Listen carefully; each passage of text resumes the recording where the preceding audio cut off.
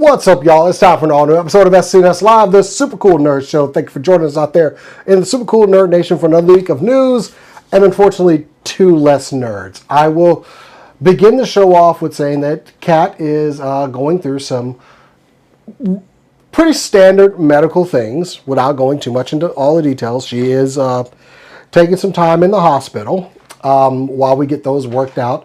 So if you have some time tonight, wish her some good vibes over at Better Cat on her Instagram. Maybe send her some memes and stuff, because our friend is just a little laid up right now. Cass, of course, is with her because that is her sister and that is where she belongs.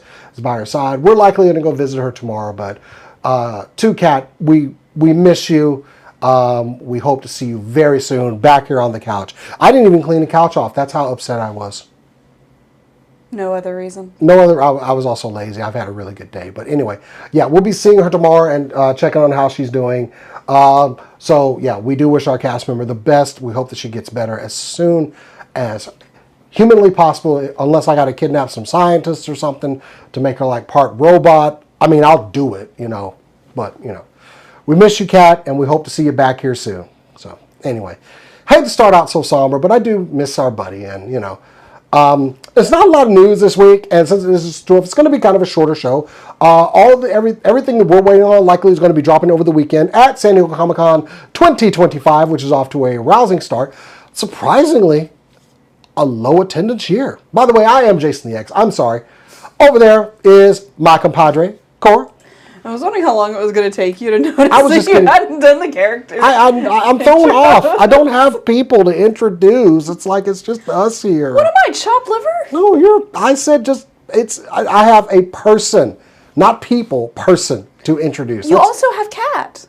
You have Cat. This little unemployed motherfucker here. Rizzo. Hey. Just cleaning herself over here. Anyway, yeah. It's just kind of throwing me off. We did go see Kat yesterday. She's doing okay. We hope to get her back here soon. But anyway, yeah. So I have been keeping up on things. To all of you out there at San Diego Comic-Con 2025, wish y'all the best. There is a lot of weird just vibes at San Diego this year. A lot of the larger studios, I think Marvel, DC were not making anything known this year. There's a couple of empty $15,000 spots on the floor at Comic-Con. Really weird. I wonder which major company stopped doing business this year. Also, some publishers that they may have been affiliated with. Diamond had a huge space on the floor last year when we went. But surprisingly, preview night looked like the con that Kat and Cass and I went to. That was the one post-COVID. Yeah. It was a pretty empty floor, and apparently, like getting collectibles, as I hear from the guys over at Toy Kind of Mood, was very easily done last night, and they were very fruitful in their toy grabbing. And thank you to some of those boys over there for getting me a couple things that I wanted. So yeah, I know last year was your first Comic-Con, and I kind of wish we had gone just so you could have seen like what an emptier con. And it could be a lot of factors. Like, hey, a lot of people are budgetary issues this year. I know that was one of the reasons we didn't go, just full transparency. So I get it why it may be a little bit less attended this year, but we'll see. Just from some of the pictures, it's lower traffic here. So I kind of wish you had experienced that. It'd been more, The only thing I want to experience from Comic-Con this year is the Gundam Wing bullshit they've got going on. Woo, if anyone is currently at SDCC 2025 and would like to grab me anything that they've got going on for the Gundam Wing events, I don't care what you want. You've got it. You want feet pics? I got feet. I'll do whatever. What? You look as if... I was waiting to drop this information on you on the show, but I've been holding on to this one. Because, we get to walk around, check out some of the toy booth. I know I showed you some of the pictures from Mezco. Hasbro showed off some new stuff. But the Bandai booth for SH Figure Arts did show off a Hiro Yui figure. Oh, I don't care about Hiro Yui. Actually, no, I do care. Yeah, you do. So, but if they're doing him... If they're doing Hiro, they're going to do everyone. everyone. And The God of Death. They're going to do hero, and then they're probably going to do duo because they're going to go in the order they showed up. And then I'm going to have to get both of them, and then I'm going to have to get my sad little clown man, and then my sad little desert boy, and then I'm just going to cry. I'm just going to cry. I noticed you stopped at 4. Yeah.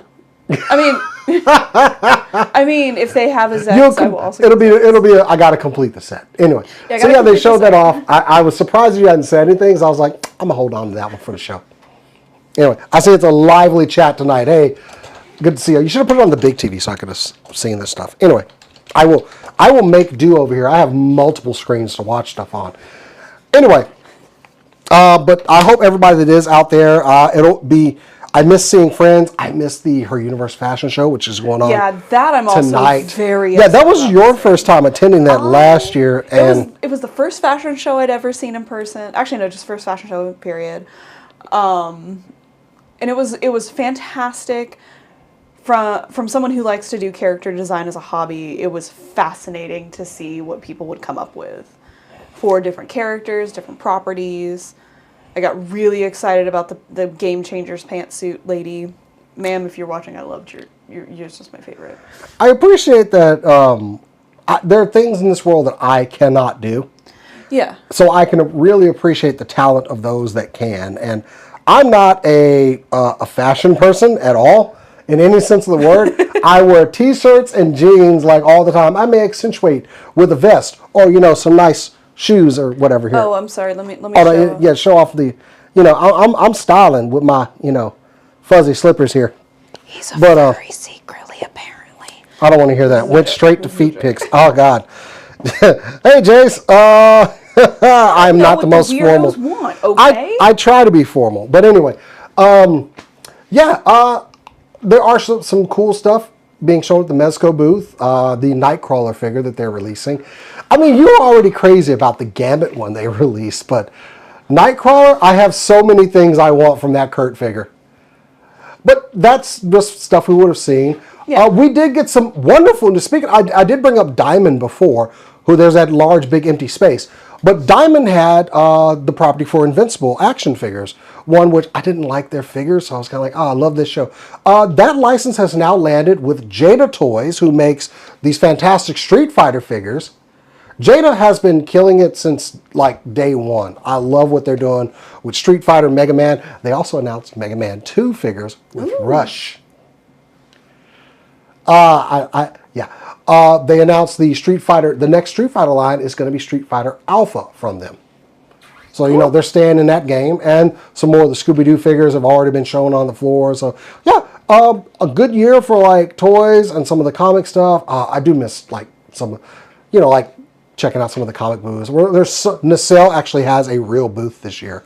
They gave us a great interview last year at San Diego Comic Con and brought Throttle from the Biker Mice of Mars into our video. So a fun story about that interview. I was running interference at the camera, and also just a bunch of people from the booth that were just wandering the floor helped me make like this wall around the interview, which was really cool.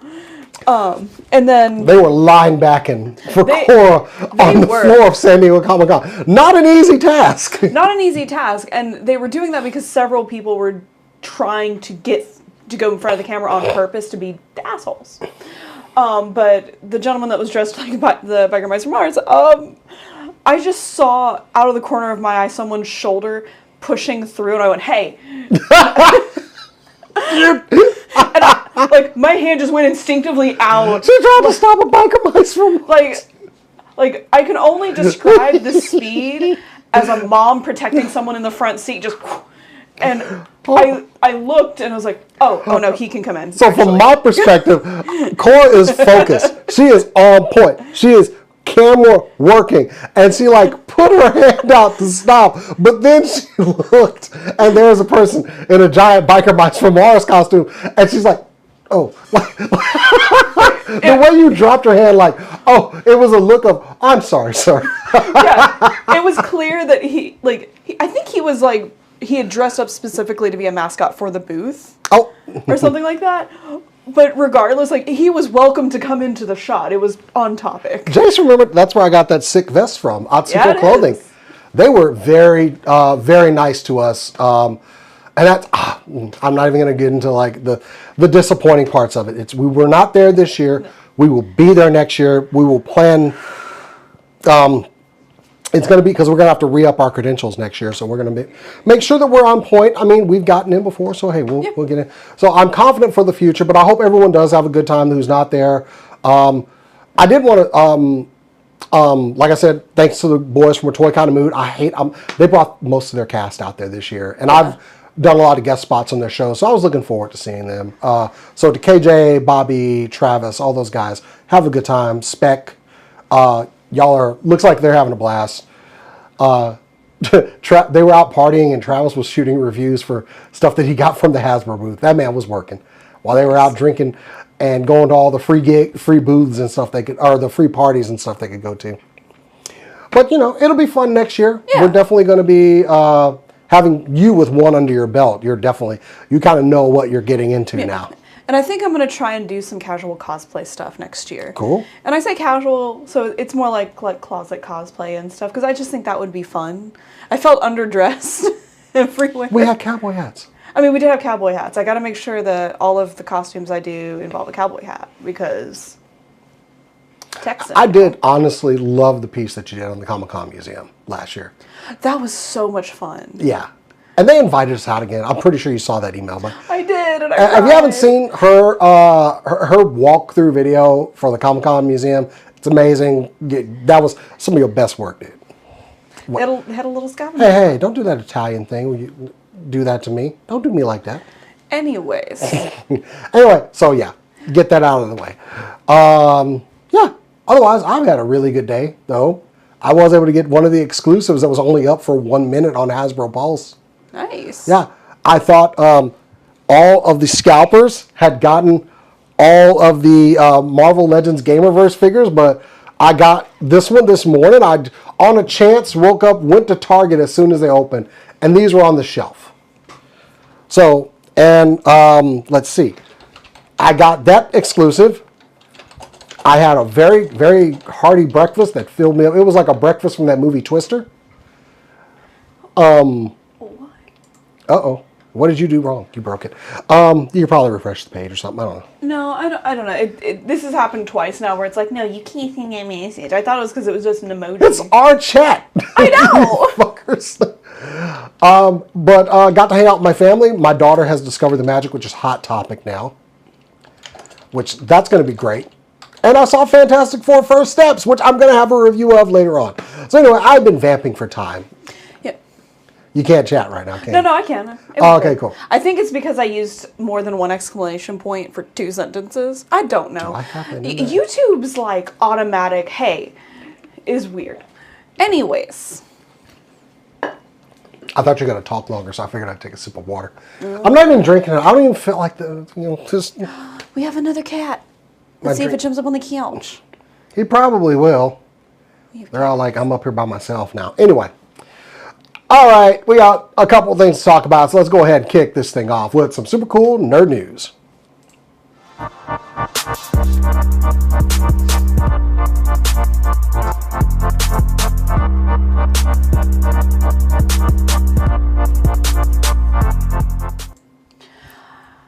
Oh, wait.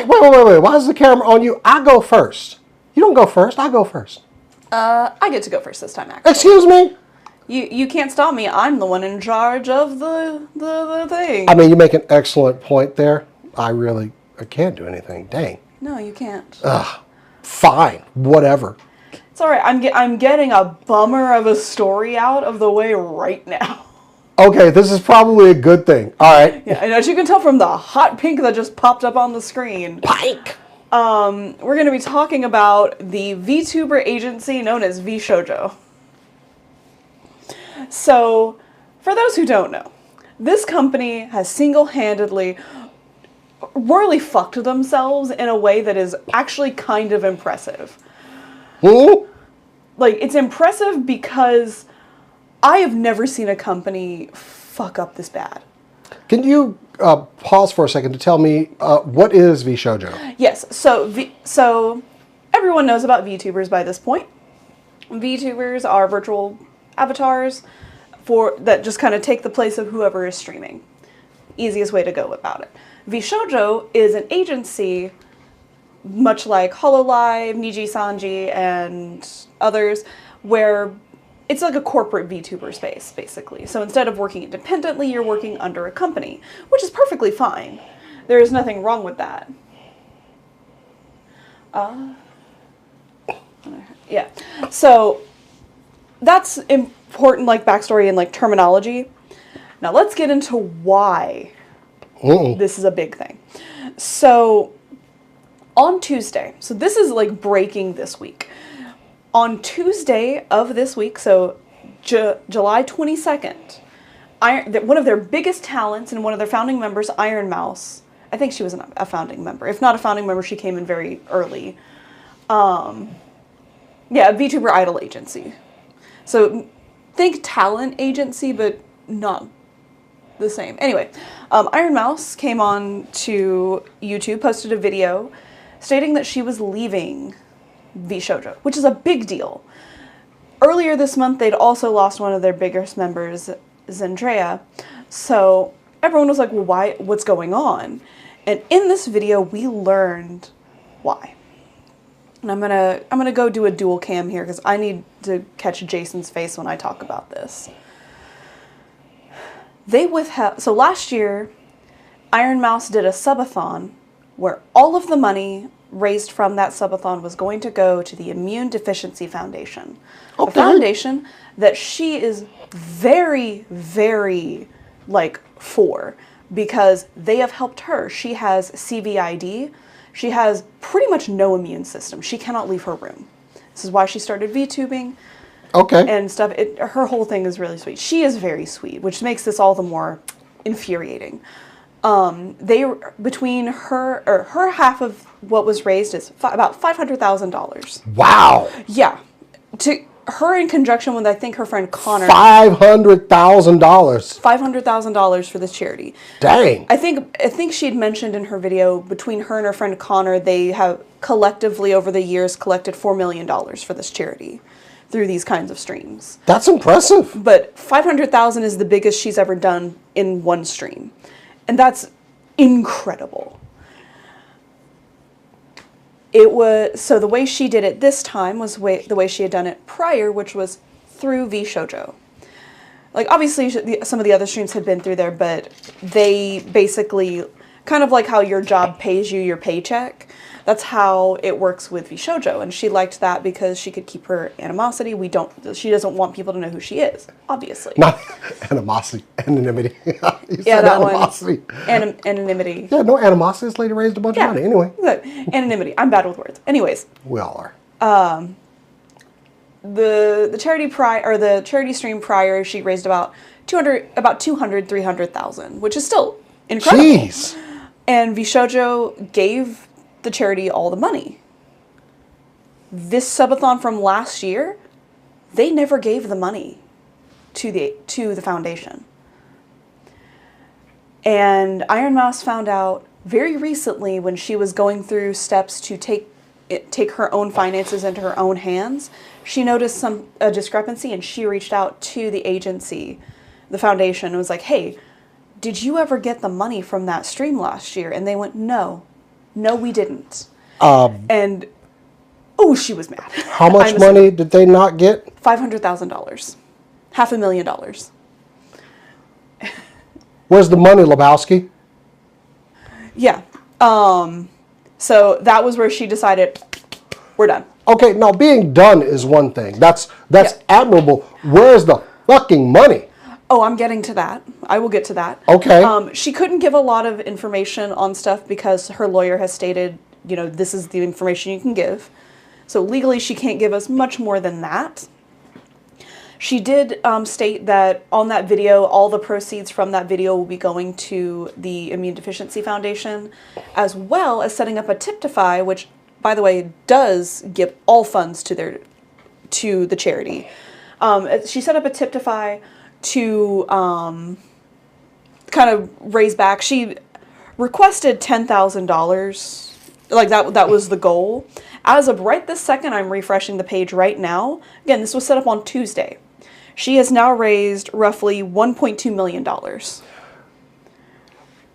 for You know, Community okay, Decency look, Foundation. I'm really looking on the bright side of this. Yeah. Out there fixing this, making it, not only fixing it, making it better. This is completely admirable. Nominate her for sainthood. Yeah. Yeah. Where, money? go on. Yeah, I'm yeah. gonna let this go on. But ooh, Also, yes, Sea Dog VA and her in conjunction are the ones who did the charity, and they are fantastic people. that's amazing work. Yeah. But I also want to highlight their previous efforts. So Yeah, so when this news broke out, obviously the rest of VShojo went, what? Everyone has left. Every single member of their talent has left. They all of them in some way posted that they were leaving. And it wasn't just because of what they did with this charity. Several people have not been paid in over a year.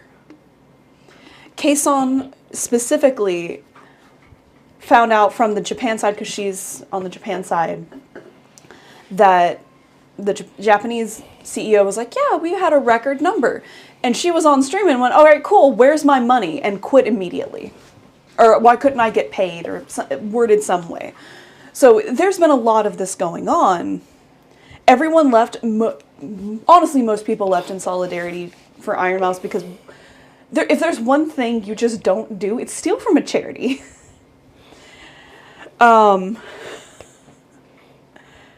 absolutely not. No. The CEO, Justin, or as he's known online, Gunrun, made a statement. Disgusting human being at this point. If we needed any further proof, essentially, I'm gonna just paraphrase here, but I do recommend going to the VShojo page to read the actual statement.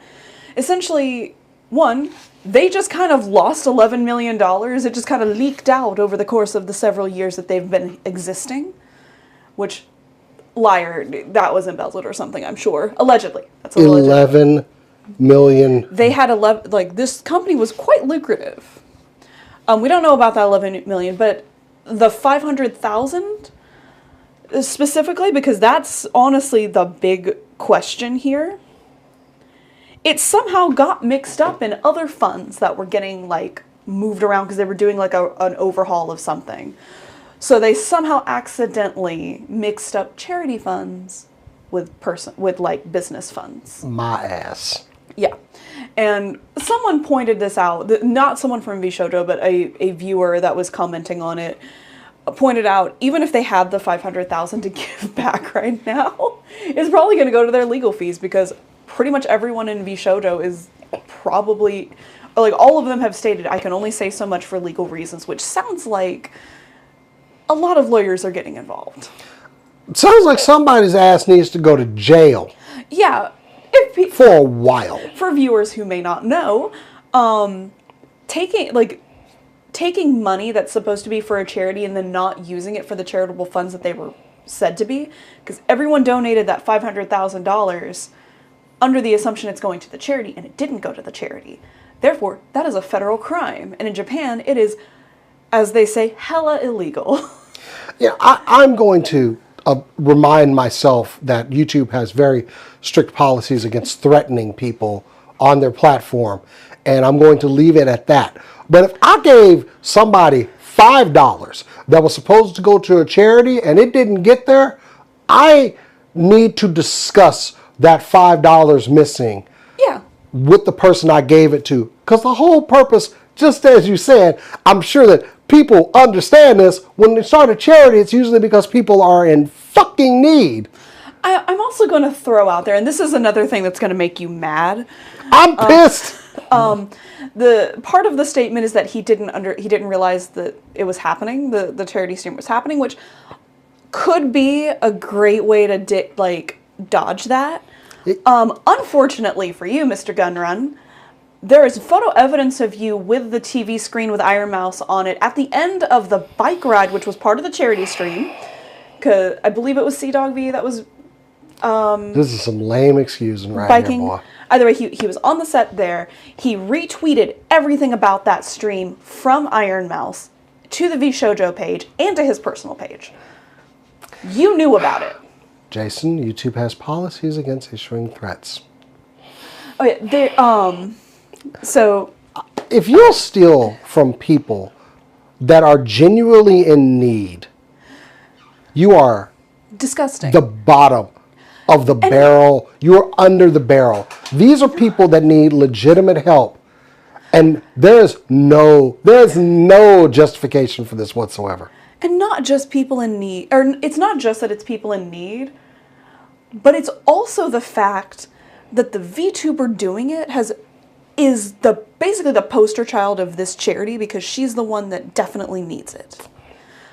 Like, she has benefited greatly from this foundation and has given back millionfold. But it doesn't end there. Jace has mentioned in the chat, and thank you for the reminder. It's like every member is owed back pay at this point. Oh yeah, they worked. They worked. They're owed back pay regardless of what they get paid. It doesn't matter. They're owed that pay. They worked for it. But also, several artists may not have been paid. That one I'm not 100% on, because I don't have a lot of confirmation. But I know you're saying legal proceedings are going on right now. I can only hope that Michi Mochi V, if you are an artist that worked for VShojo in any capacity and you have not gotten paid, please reach out to Michi Mochi V on Twitter, and she's begging people, or she's asking people to reach out to her so that she can figure out a way to get them paid. Because it's not fair that the artists are not getting paid for something for work they did. Ultimately, I do think it is. I mean, I can't stress how much admiration I have for this person for going out there after this money had been taken and raising twice that. No, more than twice. Well, more than twice. 4 times. Yeah, absolutely going above and beyond to do this, and I applaud her efforts. Admirable work.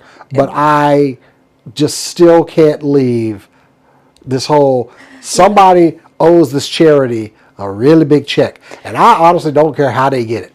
Yep, and the company has officially filed for bankruptcy. It is dissolving. It was also, there was a lot of stuff in the air yesterday as well with this, because there was also the worry that new talent was coming in. They did auditions last year. People had already let's just scam some new people. Well, I mean, they were anticipating losing some people, so they needed to refill the roster, and it makes sense that they would be fulfilling stuff, and there was a worry that they'd already signed contracts and wouldn't be able to get out of them. But one of the new people had already said, I haven't signed a contract yet, and y'all can fuck off, is the vibe. It wasn't the words, it was the vibe. She very professionally said she would not be signing on with VShojo. I'm adding energy that I have currently to I my am body. a big fan of people getting their comeuppance, so Yeah. I'm now invested in this story. I kind of want to see some ramifications and repercussions. Yeah. Another good thing that's come out, or another thing to celebrate at least with this, is one of the things that VShojo did that other VTubing agencies don't typically do is the VTuber gets to keep the rights to their character and their models. So Iron Mouse still gets to be Iron Mouse. She still has access to all of her models, all of her backgrounds, all of her assets. Everyone that leaves, or that has left VShojo, also gets to keep their name and their assets, their everything. So they won't have to start from scratch. Not everyone can be Saba. I have no idea. Saba was I don't know if this is taboo or not in VTuber lore. I don't care. Gargura was one of the biggest VTubers in the world. She's the one that did the baseball stadium stuff. I think it was like the Dodgers. She was their mascot for a little while, and they had her avatar up on the screen singing "Take Me Out to the Ball Game" during stuff and doing announcements. It was really fun. I'll take your word for it. Yeah, she was really, really big, and she left HoloLive. That was her agency, and when she left, that meant she had to graduate, which means she had to put away Gargura and can never stream as Gargura ever again. And when she started with her new character, Saba Samake, I think it is, little catfish, literally a cat girl with a fish tail. 1 million subs on day 1. Good for her. Yeah, but not everyone can do that. Everyone knew that was coming and had been anticipating it. So that's why. But if Iron Mouse had to start from scratch, I don't know if she could. Like, with everything going on and all that, it's just nice to know that she doesn't have to. Amelie actually just signed on to them for... You know Amelie, it was the DreamHack. We were going to interview her. I took that as you knew who that was. I have okay. no idea who these people She's a voice actress and a singer. Okay. She was independent. She signed on to VShojo 6 months ago, and then immediately this happened, and she went, absolutely not. I've canceled my contract. It was good. But... Well, disgusting. on top of... I mean, there's a lot of people are owed a lot of money here. Yeah. And... watch the... Straight Outta Compton movie and see what Ice Cube did when he was owed money to a record agency. That would be me if you owed me any money. To you, Run Gun Run, I don't care what your name is truly at this point. Justin, I think, is your real government name. About to be prisoner 5 of something. I'm gonna go to my cam real quick as I say this. I hope that every time you wear socks in your house, you find a puddle. I hope that your pillow is boiling hot on every side, and your bed for that matter. You get no peace. And I also hope that when you trip and fall, because you will trip and fall, what greets you on the ground is not just the ground, but a pile that is comprised of 1 Lego pieces and D4s, the sharp kind. Non-lethally, of course.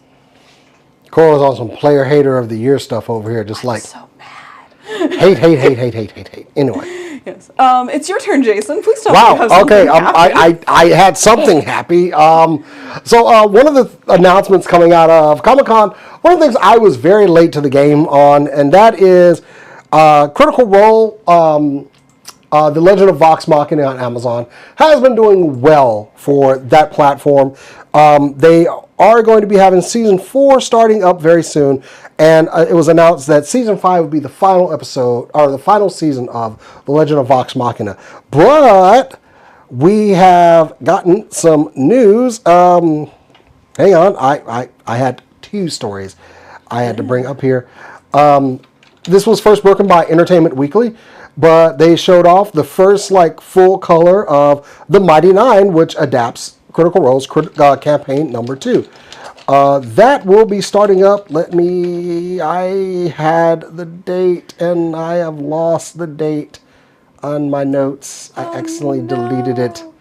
Oh no. But of course, campaign 2 follows the antics of the Mighty Nine, which I actually have not made it through the full campaign of number 1, but I started up number 2 because I can adapt. I can read. I'm finding 2 is better than 1.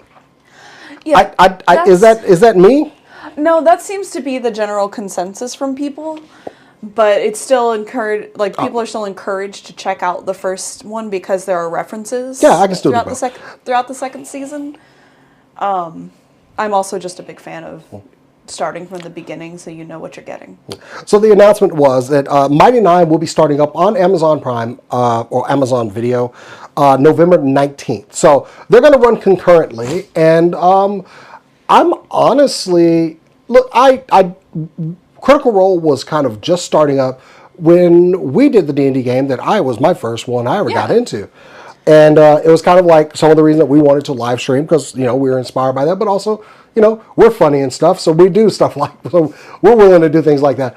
But I did actually, as a guy who was not into it and recently started kind of watching it, not recently, within the last couple of years, I do love those humble beginnings that they had. Yeah. And to see the work that they have put into it, to everything.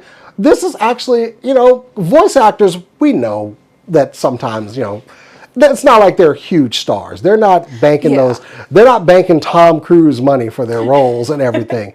But they work hard at their craft and their profession. And they found another way to monetize their talents.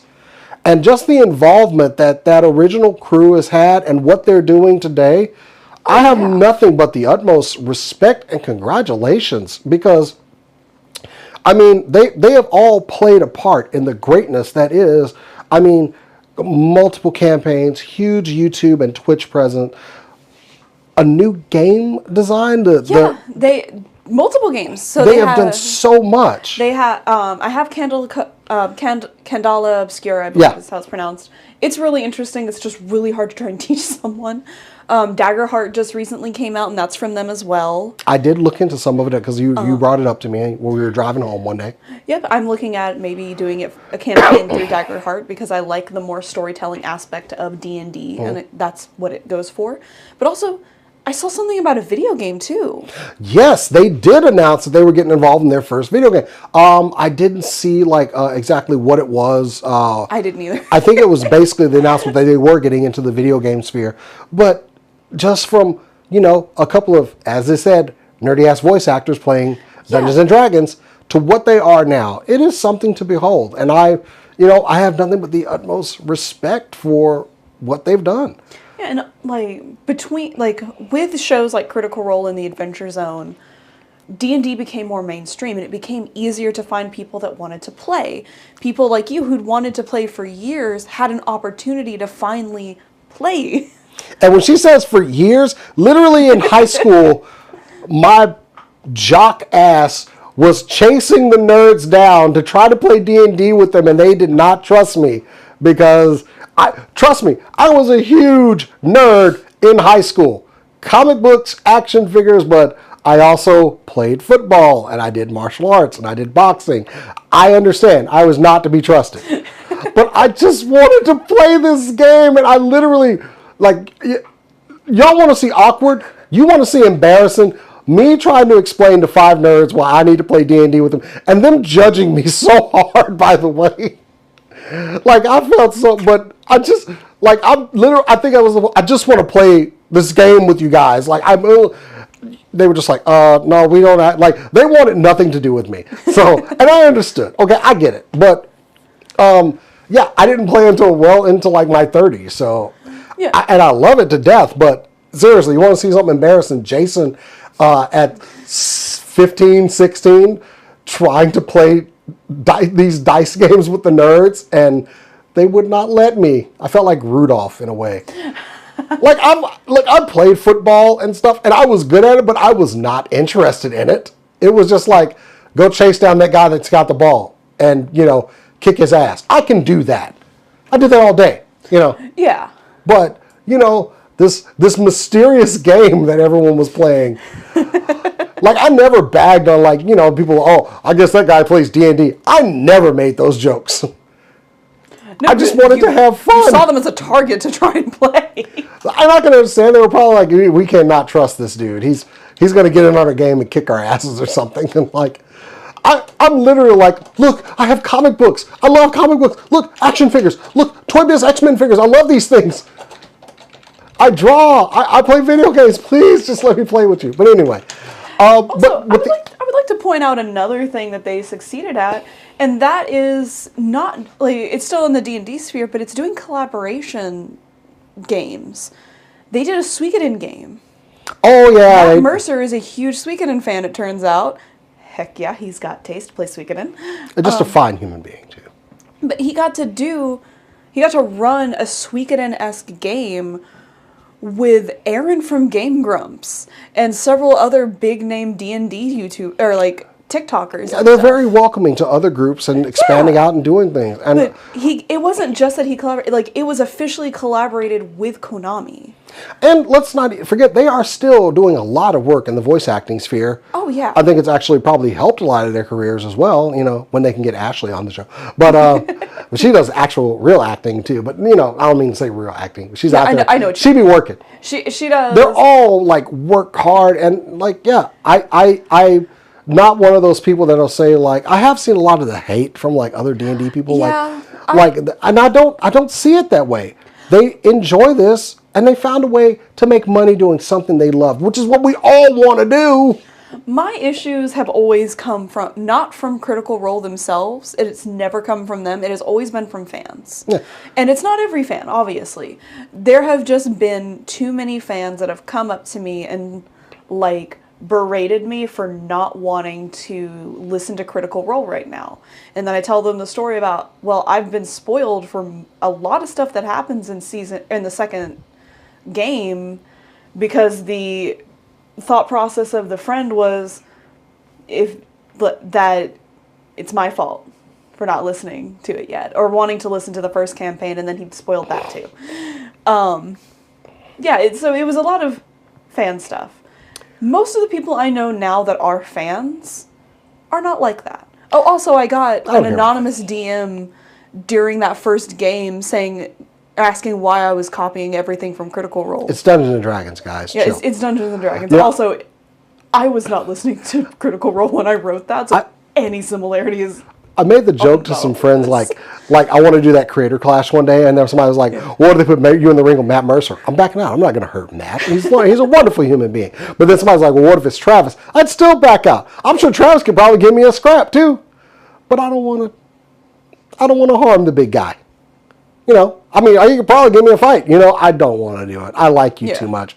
But you know what? It might be fun. You know, maybe Travis will, like, you know, I don't know how good he is in the fighting sphere. I think I told you about the wrestling friend of mine that sparred with me and threw a wrestling punch and was instantly embarrassed. I told him the story. He hits me with like a punch, and I was like, "Wait, what did you just do?" He instantly drops his hand. He's like, "Oh my God, I haven't thrown a real punch in years," because he was a professional wrestler, and that's how. But anyway, lively chat. Is that all just?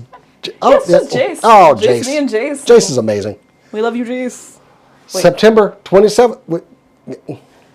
Yeah, that thing. Is that it? Okay, whatever. It's this. Close enough. Or you can do this. Anyway, Mighty 9 will be premiering November 19th. Back to my original thing. Mighty 9 will be premiering April 19th on Prime Video. I don't think they were actually going to show anything. Amazon does have a presence at SDCC this year, but a lot of them are appearing there. But if anything, it'll probably be something quick. I don't think they're even ready. We haven't even seen a trailer yet, so which kind of November 19th is not that far away. So it's not. So I'm assuming the trailer's gonna drop very soon. If it drops during San Diego Comic-Con weekend, look for that on our website, supercoolnerdshow.com.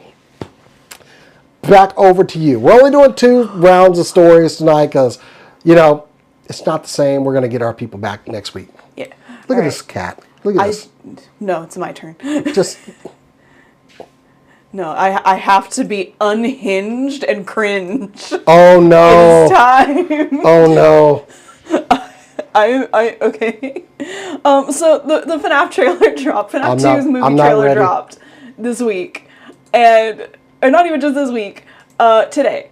Literally today. Hours before the show. It dropped. And...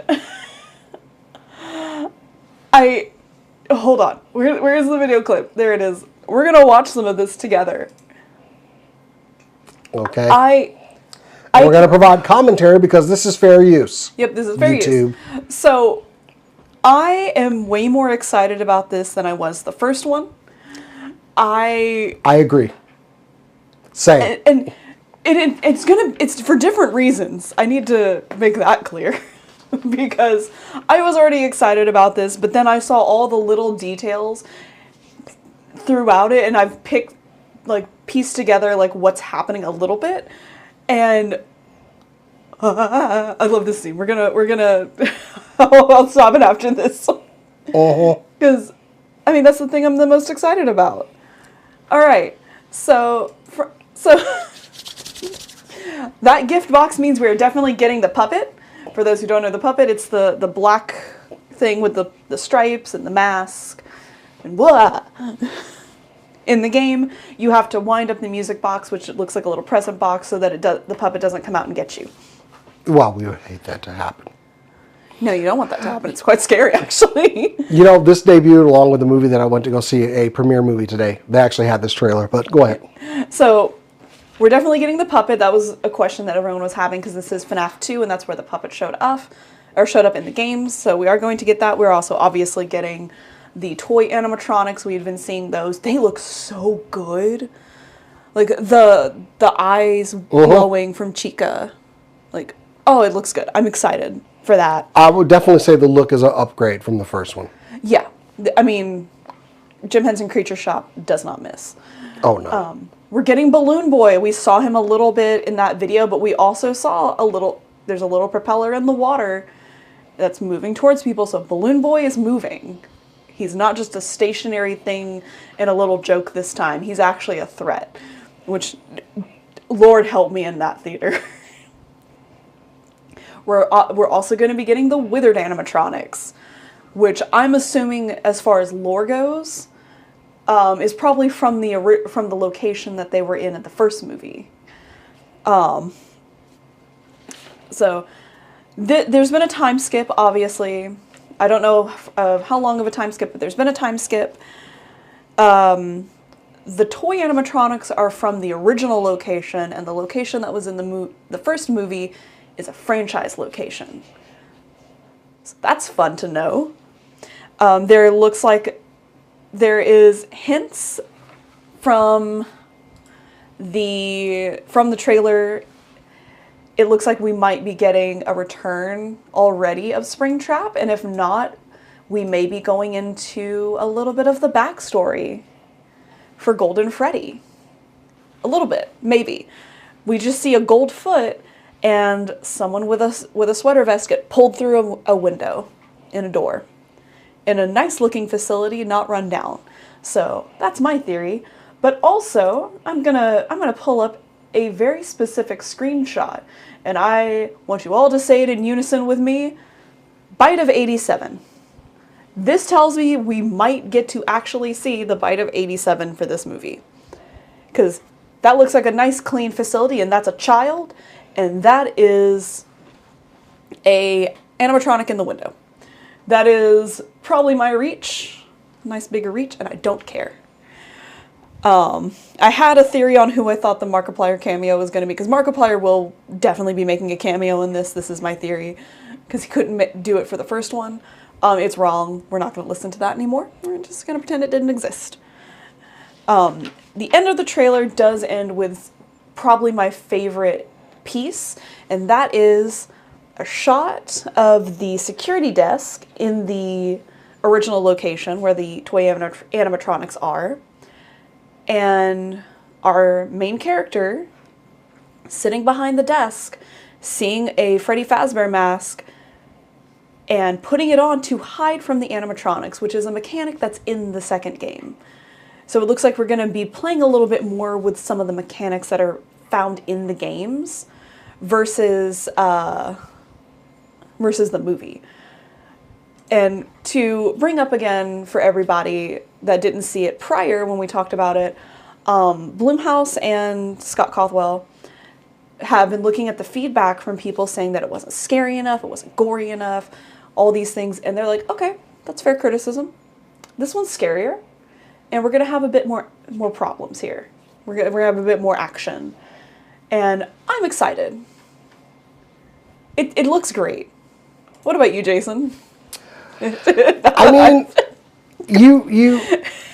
I have made it, I'm not that up on all my Five Nights at Freddy's stuff, but I did enjoy the first movie, which you dragged me to see, dressed as Freddy Fazbear, or a reasonable facsimile of it. But I did like the first movie. Looking at this, I think I'm going to like this better. Yeah, and that's honestly kind of how the games work, is everyone loved the first one, and then the second one was even better.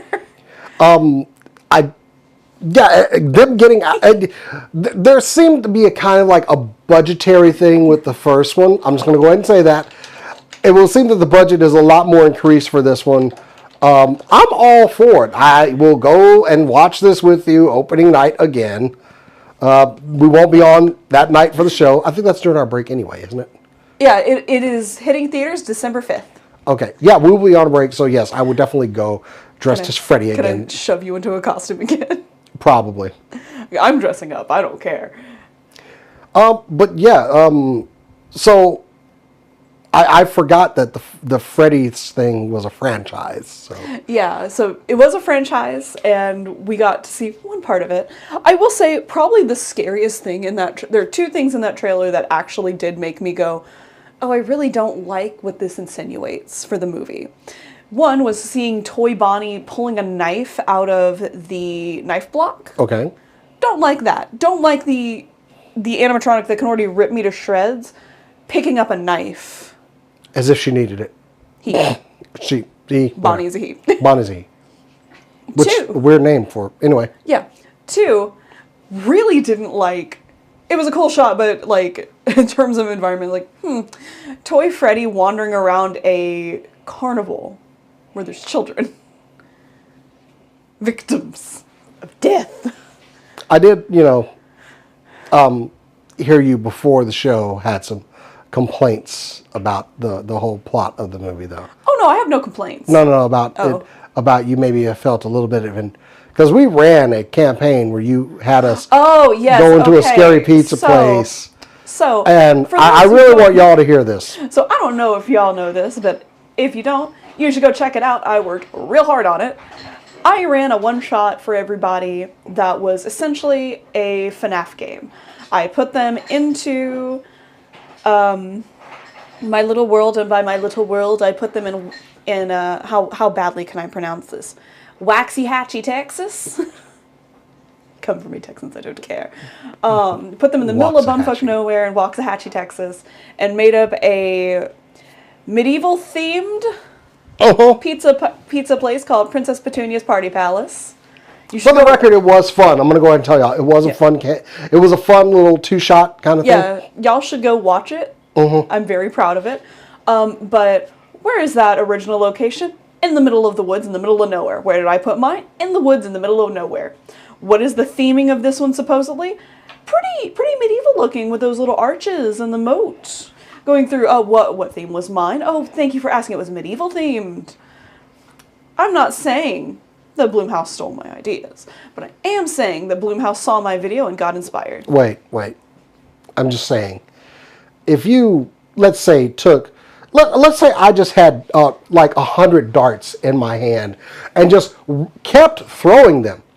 Eventually, a couple of them will hit a bullseye, even with no effort on my part. So when you like write and read a, how can I put this, shit ton of fan fiction, eventually you may see the same idea repeated at some point. I'm just throwing that out there, that, if you, consumed and also contributed that much to that kind of media, eventually, Are you calling me a monkey? I'm not calling, like, not a monkey per se, like a monkey type. an intelligent simian, if anything, which would essentially be what we all are. But eventually you will hit some of those ideas when you just keep hammering away at them keys. I'm just saying. One day I'm going to find like your section of fanfic you've written or something, and just probably publish it. I've actually not written that much, and I have one fanfic I'm actually quite proud of that got a lot of kudos on AO3. Oh well, and I'm very. It was very short, and it was a fanfic for The Hobbit. Oh, and you have enough ideas of what you would do if I had the license. I'm just saying some of your ideas might go through. I'm just saying. You just had an opportunity to put your ideas into a tabletop role-playing game, which I also continue to add was a lot of fun. You did do that. But, yeah, sure, Blumhouse was like, let me just go through some YouTube content and, I'm still from this girl. You never know. You never know. Just say it. But back to the movie. Yeah, we'll be on break. I will be excited to go see this and see Cora's original ideas completely ripped off. And I swear, if there's like any inkling in that movie to something that you did in your campaign, I just hope that I'm watching your face right at the moment. Oh no, it's gonna happen, and you're gonna turn, and you're just gonna see me staring dead at you. I'm gonna probably be. If we go to Alamo, I'm probably gonna get kicked. We're gonna get kicked out because you're gonna say something. Yeah, I will say probably something that sounds with you ducker trucker or something, or I will. another trucker. Yeah, that's it. In all seriousness, I don't think there is really a way for them to emulate anything I created for We'll the see. game into this movie, since it is so based in medieval stuff. Because there's like a jousting thing, and there's a maze, and the Green Knight's there because the Green Knight is scary. For people who don't realize that, the Green Knight is terrifying. Somehow we've already gone to like 9:00. So amazing. I originally only picked 2 stories because I can yap. Oh wow, because she was going to go hard on all of this tonight. Anyway. I was going to go hard regardless. This is my only time I get to be hella cringe and unhinged in a way that I didn't anticipate when I first saw FNAF. This came out today at like what, 1 p.m.? Yeah, 1 p.m. And somehow she was prepped. I was ready to go. I sat down and watched the trailer. Somehow she went. I mean, and you were assuming at work at some point, but still she was ready for this. Yeah, I took a 15-minute break at work after I watched the trailer and just sat down and was like, all right. My notes here, by the way, are just underlined in all caps. Puppet! Exclamation points. Balloon Boy! Exclamation points. And in bigger letters, withered animatronics. We hope you've enjoyed this breakdown of the Five Nights at Freddy movie. At first I thought the guy that got pulled into the cabinet, I thought that was maybe the Markiplier cameo, and we were going to just do the Bite of 87 with him because that would be funny. I tried to make it a short show. Yeah, then I came on here and talked. Yeah. But that's definitely not the case. It's clearly going to be oh crap, no, I've forgotten his name. The guy that did the String Trap suit, his partner, that's clearly going to be his death. Shocker, he dies. But I'm curious to see what Markiplier's gonna be. And if he's not in this movie, I'm just gonna do what that one person did at the last one. I'm just gonna get a printout of his face, like doing his streaming stuff, and just put it in the corner of the movie. Stop it. Got it all out of your system? No, but it's your turn. It's like watching a faucet. Just like you can't like turn it off all the way. Just drip, drip, drip, drip. So it's a real quick one for me because it's not going to be spoilerific. But today I did go see Fantastic Four: First Steps, and in a word, the movie was fantastic. Anyway, so the strengths of this movie. This is the MCU's first foray into telling the story of Marvel's first family. I'm pretty sure a lot of you are familiar with the Fantastic Four, and this movie treats you as you are familiar with the Fantastic Four. It's a refreshing bit of storytelling that we saw with Superman that I was happy to see repeated in this movie. But as far as like this cast really pulls off the whole, we are a family, we're not superheroes per se, we do things together. These are good friends. Reed and Sue and Johnny are all like related through marriage, and Ben is everybody's uncle. He's everybody's uncle in this movie. I applaud the effects. I applaud the lighting. I love we are getting color in movies. I think one of the strengths of this film is, while it is still in the MCU, it is not dependent on any previous storytelling from the MCU. So this may actually be a good jumping on point for anybody that may have said, there's too much for me in the MCU. I didn't watch this Disney Plus series, and I didn't watch these other 4 movies, so I have no idea what's going on. This is a jumping on point to bring in a lot of people back to the MCU, and I think Marvel should take this opportunity to run with that. It was a good movie. They ran quick on this one. Like, as far as the story starts, and they hit the gas, and there are no breaks. I appreciated all the character work in it. It really helped define and flesh out characters like Johnny Storm while retaining the key aspects of the character. Say what you will about Pedro Pascal, he did a great job playing Reed Richards in this movie, whereas Reed Richards, one of the smartest people on the planet. But you give him some basic shit to do, like, hey, Reed, cook this egg in a frying pan. He's going to have problems because he's going to figure out so many other ways to do it and putting it in the pan. Heating it up, he's going to find some other ways to do it. Ben Grimm is certainly the standout. This is probably one of the best depictions of Ben Grimm. They use a lot of practical work. We talked about that. I love they captured the blue eyes, and him talking with that normal voice really humanized the character.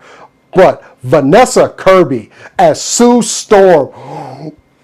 Sue Storm is one of my favorite characters in the Marvel Universe because she is also one of the most powerful people.